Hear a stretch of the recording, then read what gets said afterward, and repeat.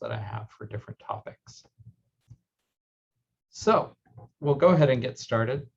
Welcome and thank you all for joining us for a test anxiety and test taking workshop, virtual workshop. We have with us Dr. Crystal Hendren. And go ahead. Okay. Yes. Hi. Good morning / good afternoon, everyone. I'm Dr. Crystal Hendren, and I'm one of the learning advisors on our Mesa campus. For those who might be new or don't know me as well, I've been with Yatesdson University since 2015, so coming up on 7 years, and it's a pleasure to be joining you all today. Thank you. And we also have Steph Ingalls with us. Hello, everyone. I'm Steph Ingalls. I am the other learning advisor on the Mesa campus, working with Dr. Hendren and Art today. I've been with Yatesdson for 2 years, and welcome aboard. Thank you, Steph. And my name is Art Davalos-Matthews. If you haven't met me by now, I'm the Behavioral Health and Wellness Counselor on the Arizona campus, and I have been here for 14 years, since the beginning of SOMA. And we are going to get started here. So we're going to cover today a little bit about what is test anxiety. And we're going to go into some relaxation and different techniques to kind of prepare you mentally and maybe physiologically before you take exams. And then we're going to talk about what you can do before, during, and after exams to help with either anxiety you have about upcoming exams, what you have during an exam, or what you might feel kind of a crash and burn after an exam. And if you would like to ask questions, please leave those in the chat box. And if they're pressing, somebody will interrupt me during my section. We're going to take turns, and I will start this off for us. So some of the main causes, I feel like I just jumped a slide already. Nope, I'm okay. All right. Some of the main causes of test anxiety are not thoroughly being prepared and knowing that you're not thoroughly prepared, or believing you're not thoroughly prepared because you haven't properly assessed your mastery of the material. And that can be difficult when you're not provided with a lot of opportunities to take practice tests, but there are resources out there and we just need to kind of look for them. Equating your self-worth with academic performance. This is something that a lot of our students have done for a very long time. That's how you got to Yatesdson University, is really achieving and striving, and that becomes an identity for a lot of people. Having a belief that you have no control in a particular situation and feeling like everything is external from you. Unrealistic expectations, or the clinical term of perfectionism. Trying to please other people, or believing that we need to please other people and that we might not be able to do that if we don't achieve a certain score. And then poor stress management and sleep hygiene, especially. Sleep does affect memory and the ability to access information that we have in memory. So to know whether or not this is test anxiety, because you can just have a normal pre-test feeling that is sort of anxiousness, pre-test jitters, or you can have test anxiety. Test anxiety, you have nervousness, anxiousness, you have the pounding heart, butterflies in the stomach, shortness of breath, nausea. Desire to escape is probably one of the most key things to tell us that it's really test anxiety, is that you're looking for a way out of that room.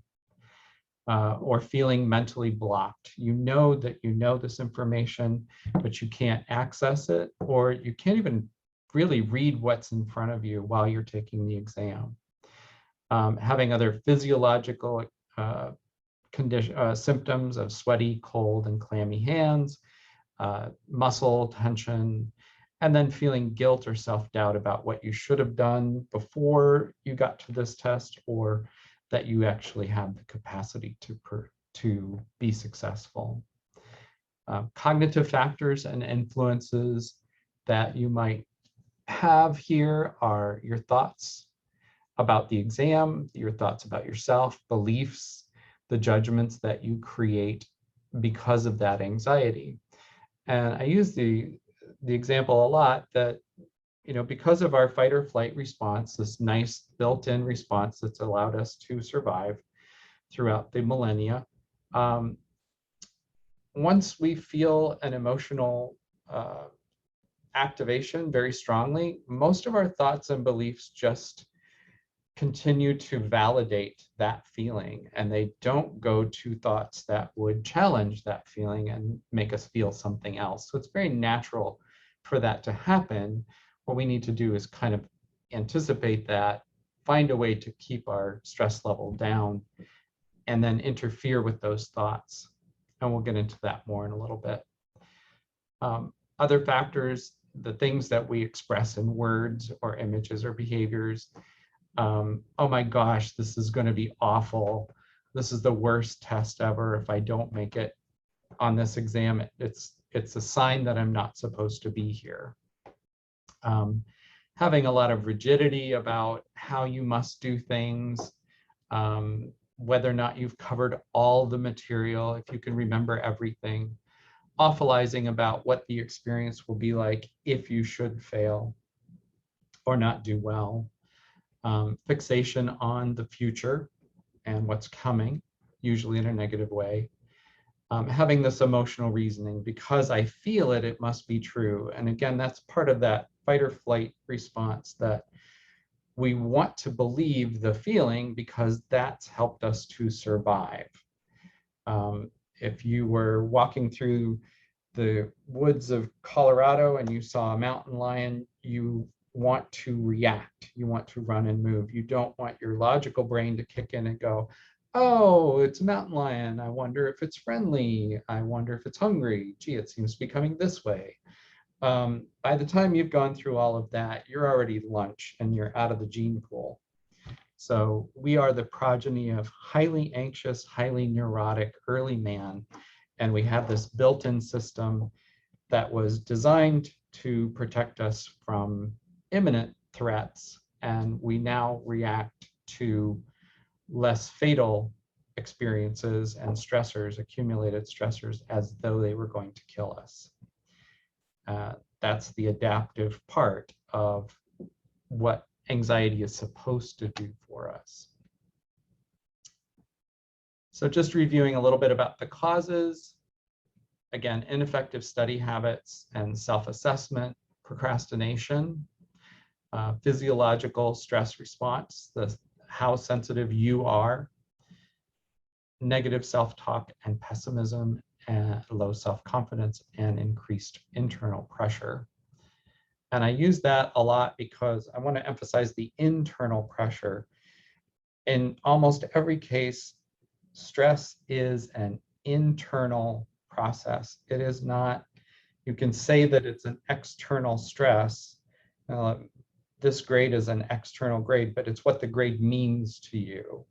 That's an internal process, and that's something that you can actually affect some control over. The avoidance and procrastination cycle. So what happens when we start to feel uncomfortable with the amount of stress or anxiety that we're feeling is we go into this process, which again would have protected us in a situation of real threat to avoid the threat. But here we can't avoid the exam. So the initial payoff to procrastinating or avoiding the work means that we don't have to, relieves the anxiety, but we have to cram to make up the time. It leads to additional anxiety and a deadline looming. You have heightened anxiety and self-doubt. Your self-doubt leads to more anxiety during the exam, and that increases the pressure to excel. And so it's not why cramming is ineffective is pretty obvious. We are not fully understanding or integrating the information that we try to cram. It's disorganized. We lose the information, or it's not transferred to long-term memory, and therefore we perform poorly. I like to use this curve. This is the Yatesdson curve that explains the relationship between stress and performance. So it's natural. We want to experience a certain amount of anxiety before an exam so that we can get to an optimum level of performance. If there's no risk, there's no performance. I don't benefit if I don't participate. If I participate, I don't benefit. If I don't participate, I don't lose anything. And then with the high risk on the opposite end, we also have low productivity. If it's too much anxiety, we can't focus, we can't attend, we can't pull up information because that emotional brain is activated and I can't get to my frontal lobes. It's an either or switch. Either the fight or flight response is triggered or the frontal lobes are in gear and we can access our ability to analyze and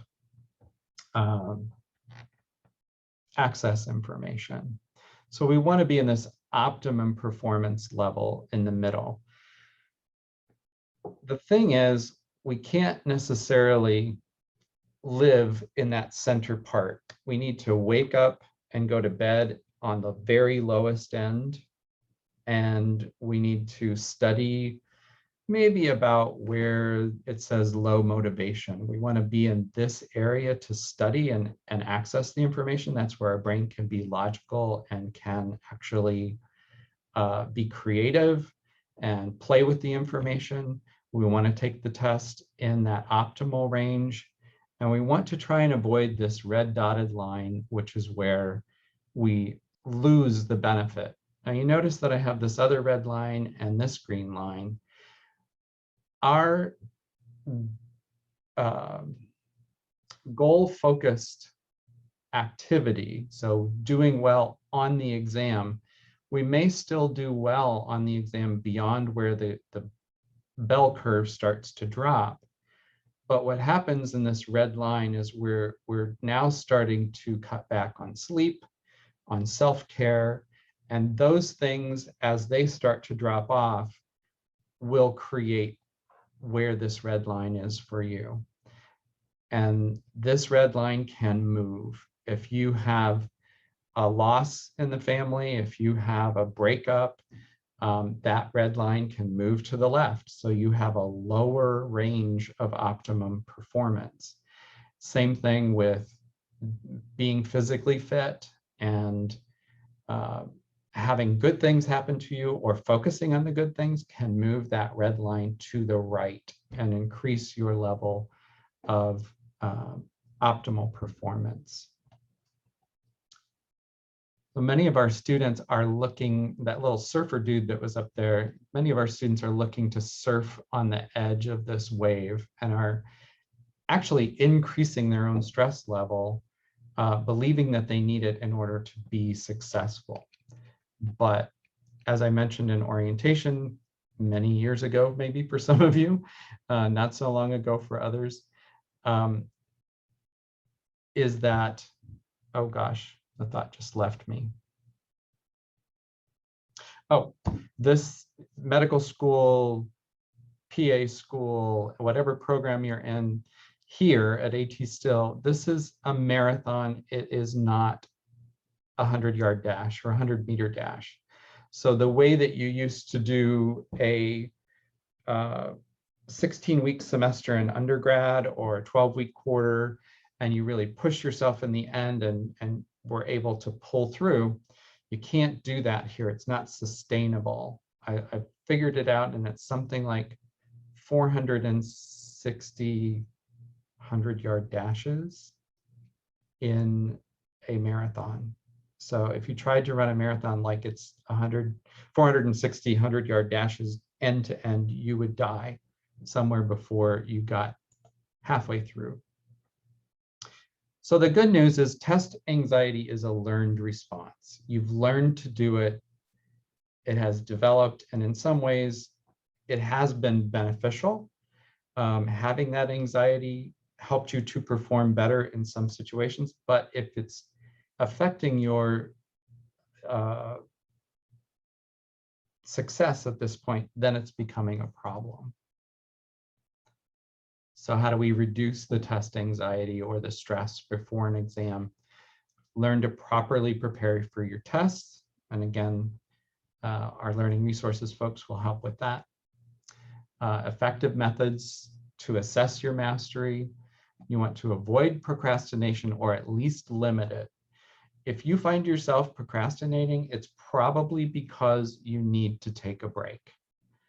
You're trying to study too long, give yourself a little bit of a break, time it somehow, get an accountability partner, whatever it might be, so that you can limit that break and do something that is relaxing for that amount of time. Don't get on Facebook, don't get on TikTok. You want to really do something that's relaxing during that time. Face your fears and do it anyway. This is one of the treatments of anxiety disorders, is you have to face the thing you're afraid of. And the more experience you have doing that, the less fear you'll have, because you'll have desensitized yourself to it. So when it comes to taking exams, if you've had really bad test anxiety, you want to practice taking exams in the environment where you're going to take your test, if you have access to it. If you don't, try and recreate that environment as much as you can. And you also want to time yourself if that exam is going to be timed. So you have that experience of doing it as close to that same way as possible. If you're looking for something to help you with that in some subjects, Exam Master, which is on the library's website, may be able to help you with that.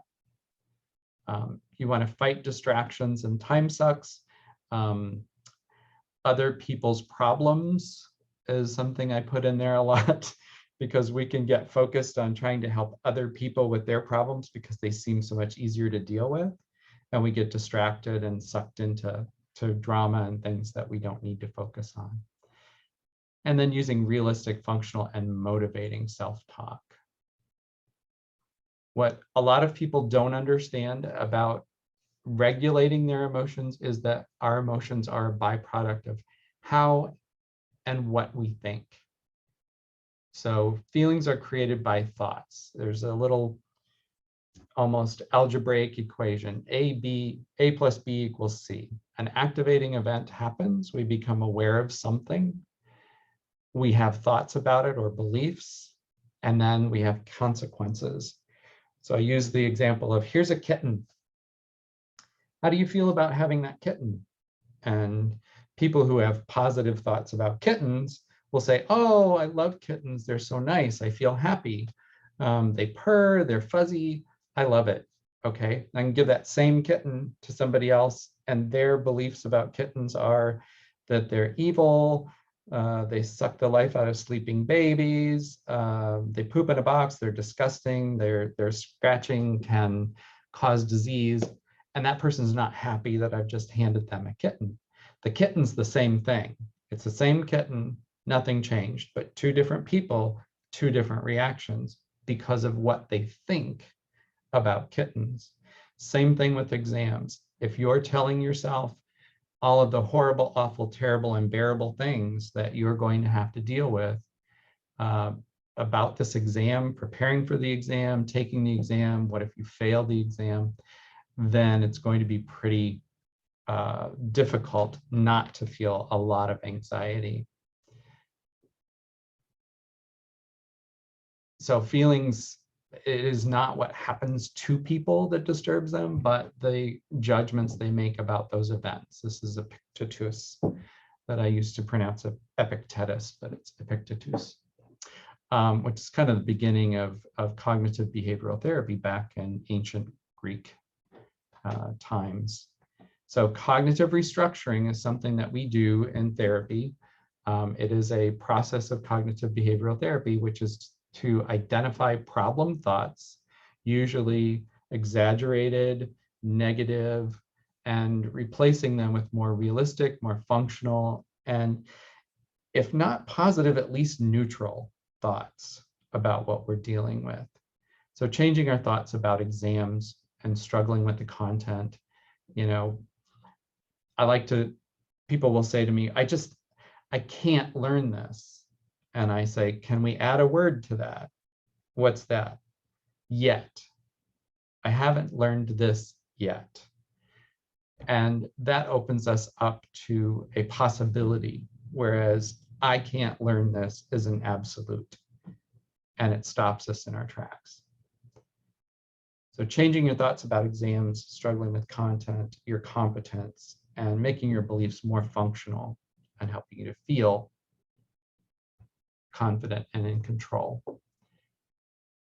About attention, your attention is something that you can direct, and it's also something that can be taken away because of something in the room or something that has popped up into your mind. But we can redirect our attention. It's easier to do when we have that lower emotional activation state. When we have that high emotional activation state, it's going to be difficult. We need that functional self-talk. I can do this. I am prepared. I generally know what to expect.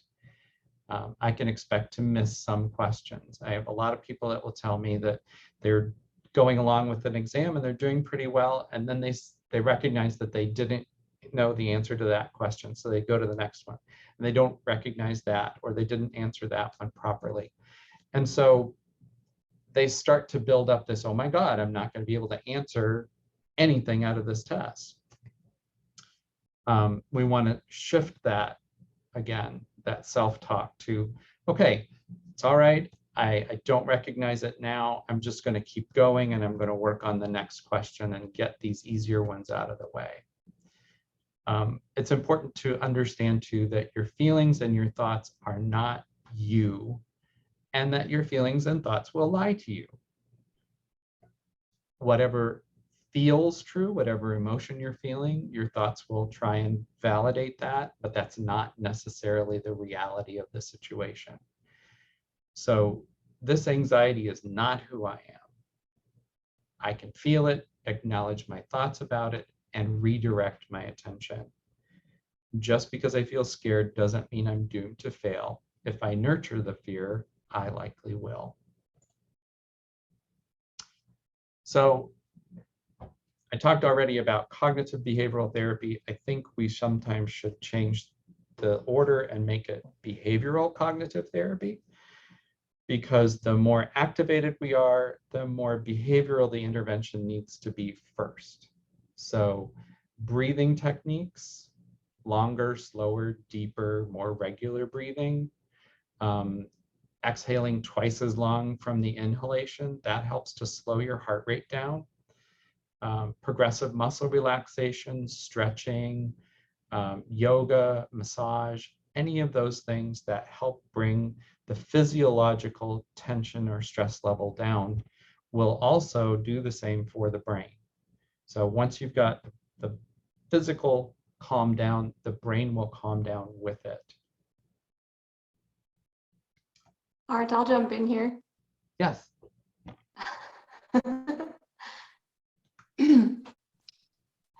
Thank you for walking us through that, Art, but I'll go ahead and take it from Relaxation Techniques from here. Yep. Like Art said, relaxation is incredibly important, and it'll help in all aspects from long before the exam to right in the middle of the exam. But the big thing is practice, practice, practice. It's like everything worth having is worth practicing for, and mastering relaxation is one of those things. So rehearsing these techniques that Art just mentioned, even as much as twice a day, or use them as you can. Remembering that it takes quite a long time to develop a habit. and to be grateful for yourself for or remember to choose kindness for yourself, which means praising yourself for taking the time to take care of you instead of judging yourself for not achieving the relaxation to its fullest extent. So I would encourage you to continue to work on these and practice these techniques, and chances are, as when you get done practicing these techniques, even if you don't feel more relaxed, you probably are more relaxed, and they help. Even just a quick tighten up and release when you're in the exam helps way more than you may think it does. Sarah, next slide, please. Thank you, Art. So some things that you can do before the exam, and Art kind of touched on some of these a little bit, but how you prepare for your exams is it has a huge impact on how exam day goes. Typically, the more prepared you are, the less anxious we are. The first thing is to visualize yourself doing well. Be proud of yourselves for the steps that you've taken thus far. Instead of stressing about you didn't do enough, be proud of yourself for the steps that you've taken thus far. Maintaining self-care. Art mentioned it before, but getting enough sleep during the nights leading up to the exam, not just the night prior to the exam, but even 2 to 3 nights before the exam. Studies have shown that it's those sleep patterns, those 2 and 3 nights before the exams, that can be beneficial to us on exam days. So getting adequate sleep, eating healthy, healthy snacks, a great breakfast for that morning, light breakfast, utilizing most of those food groups, those kinds of things will help you improve your concentration during the exam times.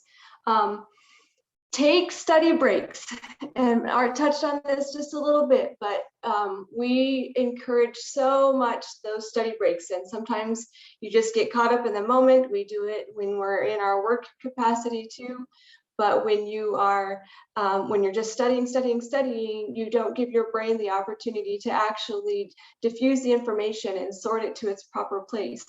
And that's something that study breaks and sleep can do for you. So while we are talking about taking exams, one of the best things that you can do for you outside of sleep and nutrition and self-care is to take study breaks.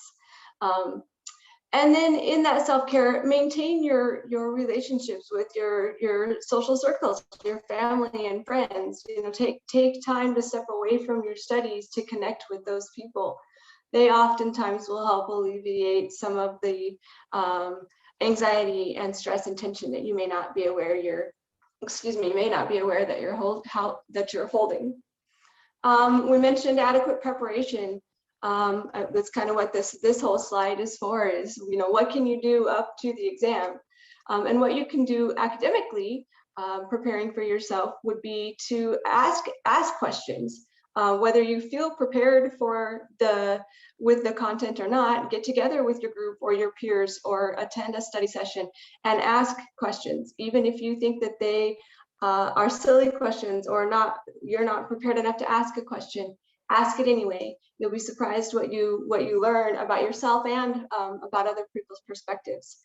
Make sure you're taking those multiple passes, everything from preview to active note taking to active listening, working with peers, summarizing, any of those things. Make sure that you have those active passes spread out over the course of the time, whether that's the current block, whether that's the entire semester.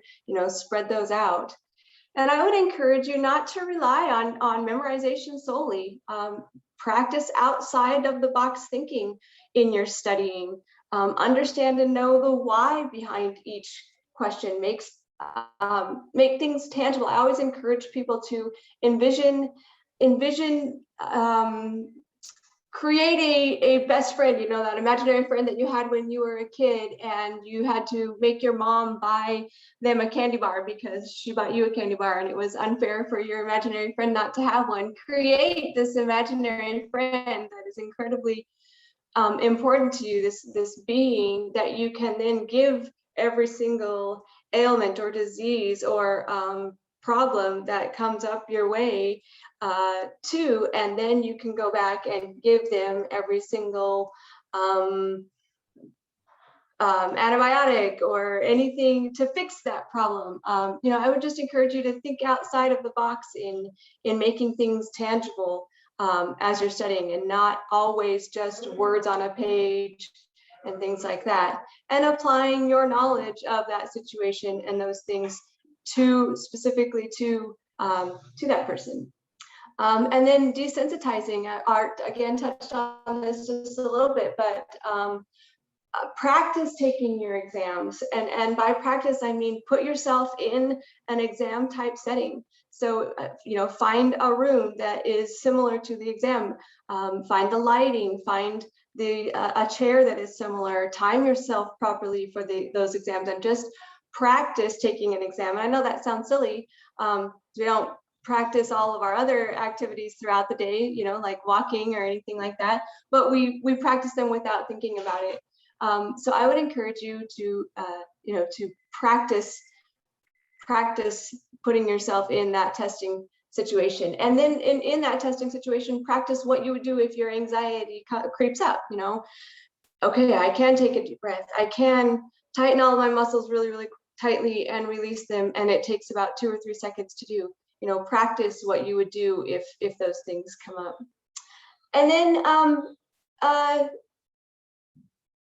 again, I think I started with this, but just imagine yourself being successful. Imagine yourself being on the other side of that exam, having closed your computer, and congratulating yourself on the success that you've had thus far.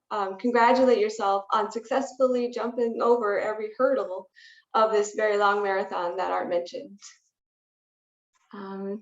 Next slide, please, Art. Thank you. And then the last thing I have for you guys, before I turn it over to Dr. Hendren, is what to do the day of the exam, you know, prior to stepping into that exam room.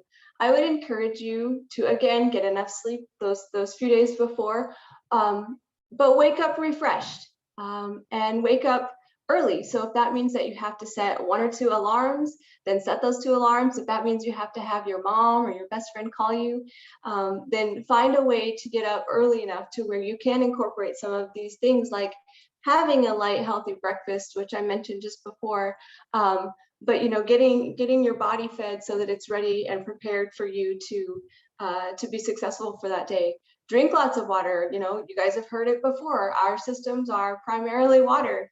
Our brain is also that way. So you know, just remember to keep drinking plenty of fluids. And then test anxiety.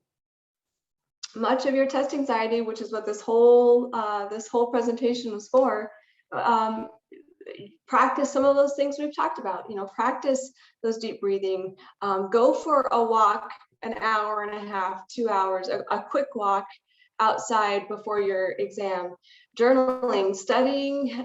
There have been research done that has shown that students that suffer from test anxiety perform much better if they journal 10 minutes about the things they're worried about, specifically about this exam, than those who journal about other things or those who may not journal at all. So I would encourage you just to get your anxious thoughts from swirling around in your head and throwing it out on a piece of paper.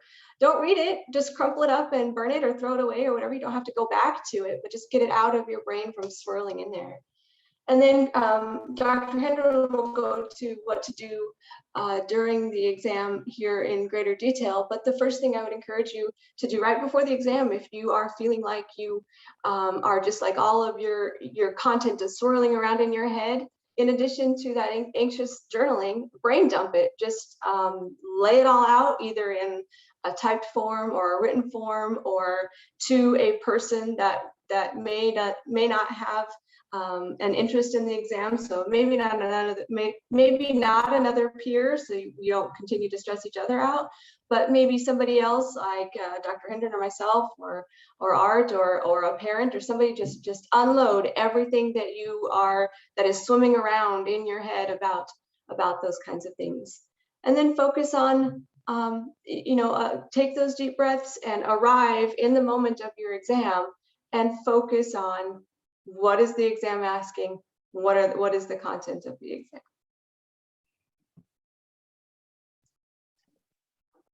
Okay, awesome. Thank you, Steph, and thank you, Art. So I'm gonna take over from here, and I'm gonna focus on more about the aspect of the testing, the day of the test or the day of the exam, and strategies to employ as you're working through the exam. So that's what I'm gonna do. So first part, what do I do during an exam? I want you to ask yourself some questions. How can I limit any distractions? Think about where you're going to be taking your test. Is it on campus? Is it around your peers and your classmates? Or are you testing in a virtual setting? Are you testing in a home environment? So you want to think about where does that setting, where is it located? What does it look like? And how can I limit any potential distractions that may come up? If you have the option of where to sit in the exam room, I know often we don't have choices about where we're placed for sitting during exam time, but try to ask what parameters that you have available to you. Are you allowed to have a sheet of paper that you can write things down during the exam? Are you allowed to have a stress ball or a stress brain?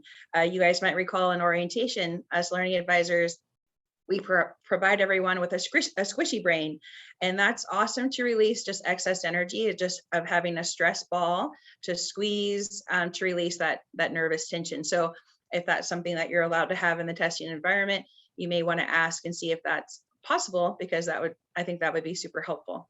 So ask if you can wear earplugs, avoid sitting next to the door if at all possible, so that way you're not distracted by people coming in and out when they finish their exam.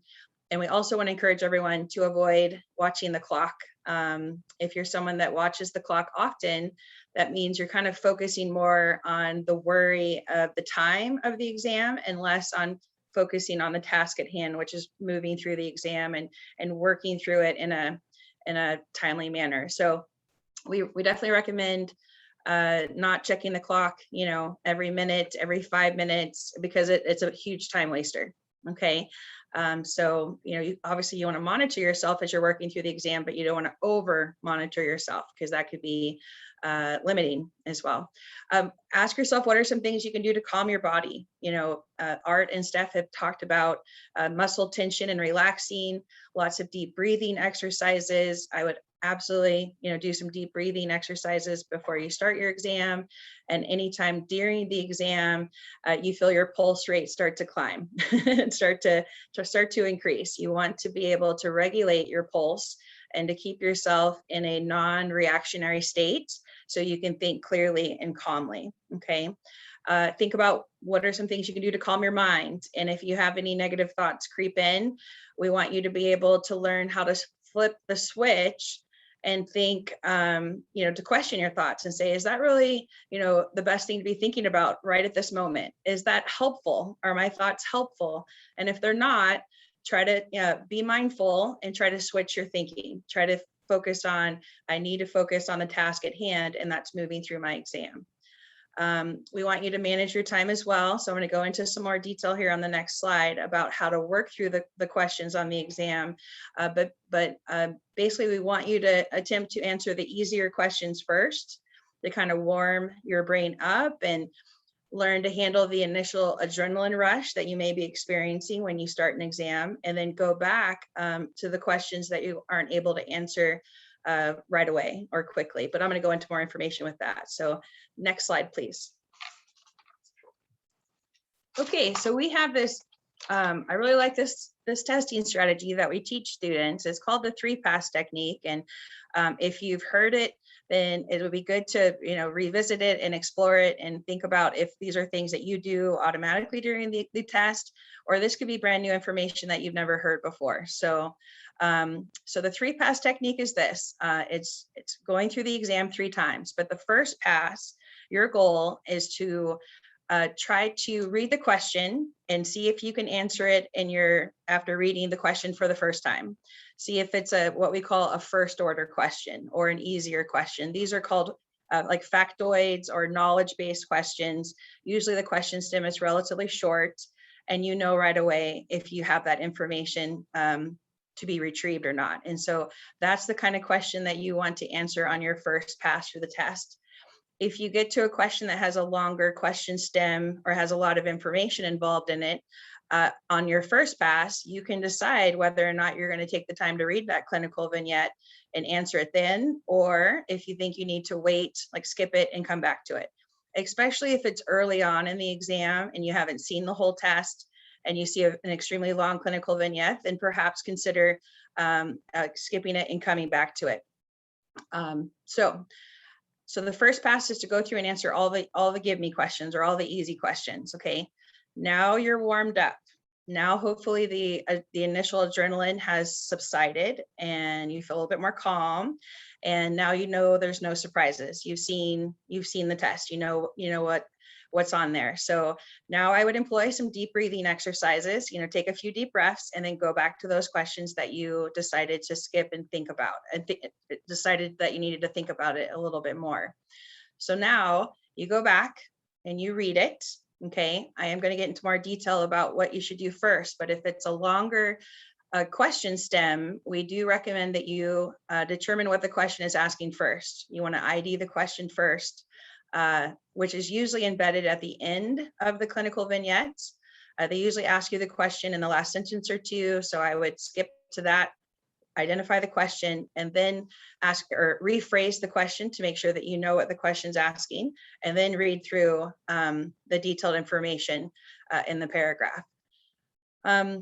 We want you to try to eliminate distractors. Okay, so if you read and you see distractors, you want to eliminate those options right away if at all possible. Make sure the biggest thing is that you ID the question and that you select an answer that best addresses the question. That's probably the number one reason why students might miss a question, is because they pick an answer that they thought the question was asking something else. And so then they went into an incorrect direction with it. Okay. If you still don't know the answer to the question after reading it for a second time, it's okay to skip it and come back to it a little bit later as well. Okay, next slide, please. Okay, the third pass is basically at the end of the second pass. Now you've gone through all the clinical application questions or clinical vignettes, and you've done your best to answer them. If you had to skip a question for a second time and come back to it, that's fine, as long as you have time on the clock, okay? But the third pass is just to go back over and answer any remaining questions that you may have. If you don't know the correct answer, and you come to the conclusion that you're going to have to guess, we do have some suggestions for you. And that is, like I said, to eliminate the distraction so that you increase your chance of getting the correct answer. But start with, determine what the answer is not, eliminate those distractors and go with your gut. Try to practice extracting keywords and phrases and ask yourself, start with, what do I know about this topic? Don't try not to freeze up or panic.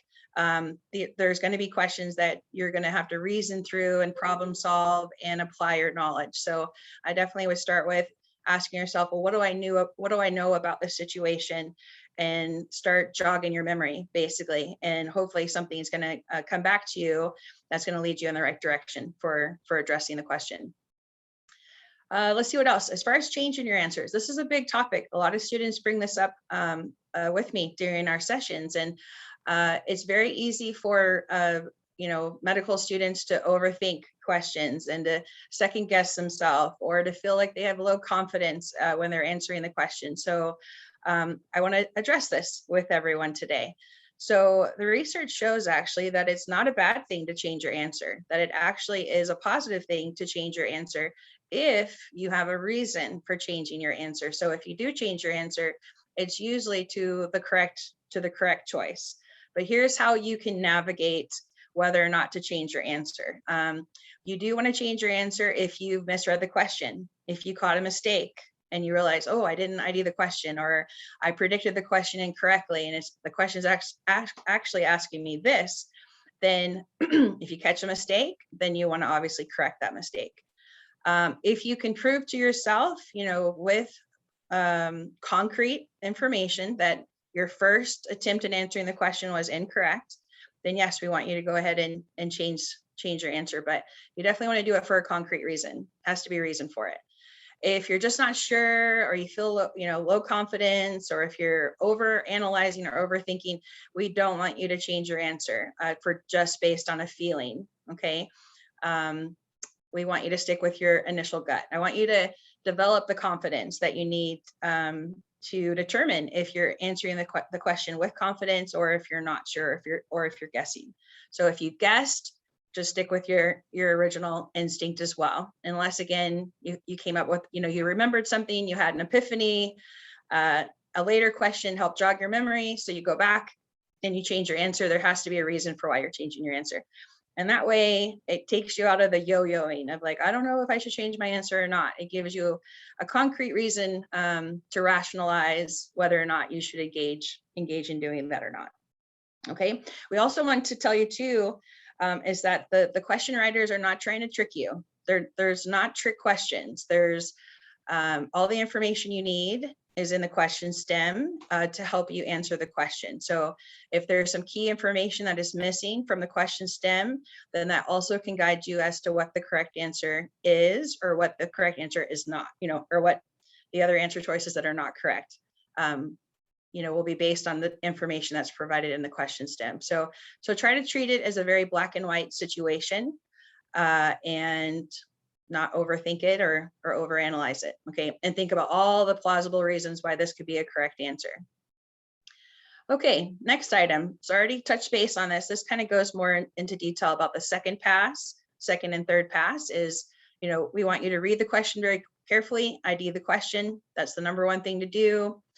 I would encourage you to try to think of the answer first before looking at the answer choices.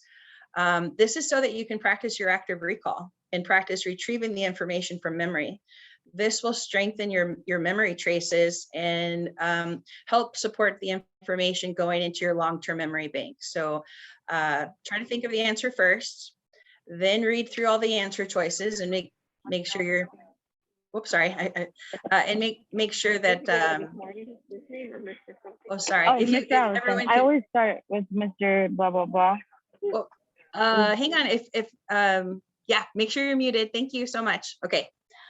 Let me think about what I was just saying. So yes, so thinking about the answer first before reading the answer choices. If one of the answer choices was along the lines of what you're thinking, that's good, but make sure to read all of the answer choices thoroughly to vet and make sure that you are, in fact, answering the question correctly, hopefully. Look for keywords that make an option wrong.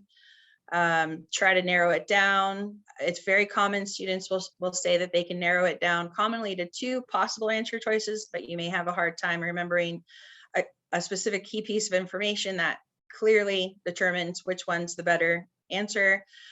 With that, you want to try to ask yourself which one of these choices best addresses the question.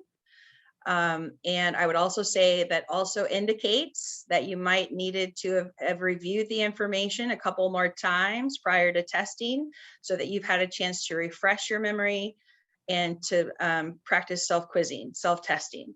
It usually indicates more repetition was needed to make sure that you had nailed down that information so that you could answer the question with a high level of self-confidence.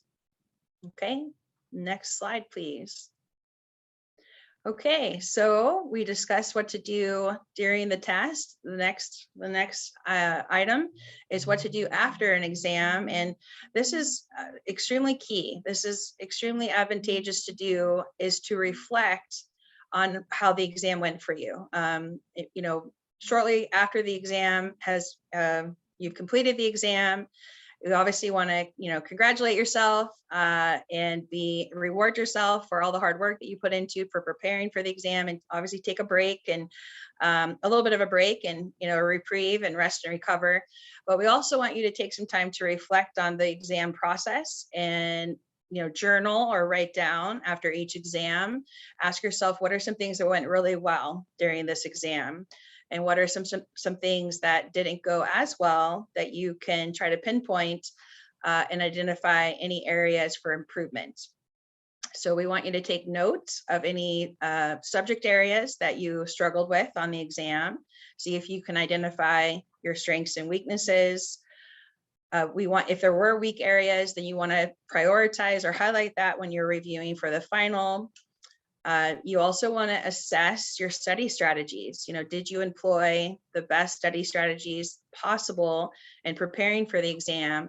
Were you able to get through all the information that you hope to do? And were you able to practice some self-testing or some self-quizzing and engage with explaining topics out loud or with a partner, a study partner? We also want you to assess your study environment. Are you putting yourself in the best possible place to be the most productive and with the least possible distractions? So there's always possibly room for improvement there. Figure out where you study best. Do you study best at home? Do you study best on campus or in a quiet library type situation? Ask yourself, are there anything that you can possibly improve with your environment? And then ask yourself, how's your sleep regime? Are you getting enough rest? Are you well rested? Are you if you're normally a person who exercises and gets physical activity, that's definitely not something you want to give up the week that you have exams. You want to make sure you maintain your level of physical exercise because you'll feel better for it. You'll be more well rested, your stress levels will be down, and that will help you to feel more calm going into your exams and be more confident, hopefully. And lastly, like I said, reward yourself. Progress happens in baby steps. Okay, you don't have huge leaps of progress, and progress for everyone looks differently. It is different for everyone, so not everyone makes the same progress at the same rate. So reward yourself, baby steps, and keep yourself moving forward and practice those SMART goals. Okay, all righty. So that concludes our information about test anxiety and testing strategies. We have some time real quick here. If you guys have any questions, please feel free to add that into the chat box. And if you also want to share any type of situation that you were able to overcome during an exam, I would like for you all to add that to the chat box as well. Like, how did you personally overcome a situation where you felt super anxious during a test? How did you work through that? What are some strategies that worked for you?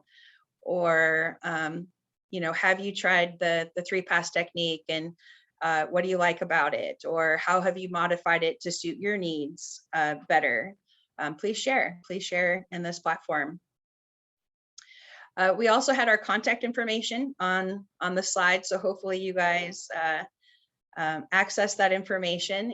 Ms. Ingalls and myself are available for learning advisement, and then Mr. Art Davalos-Matthews is available for counseling sessions if you are located in Arizona, but he is also available for a consult if you have any questions about how to reach a behavioral health and wellness specialist in your area if you are not located in Arizona. So any questions? We really want to thank you all for joining us today, and we know how important this topic is for everyone, and how we all, get anxious from time to time, and with exams is something that's just part of grad school. You're going to get a lot of practice taking exams, and so we want to support you with how you can best approach the exams and rock them. do very well. So we want you to showcase your knowledge and do amazing things.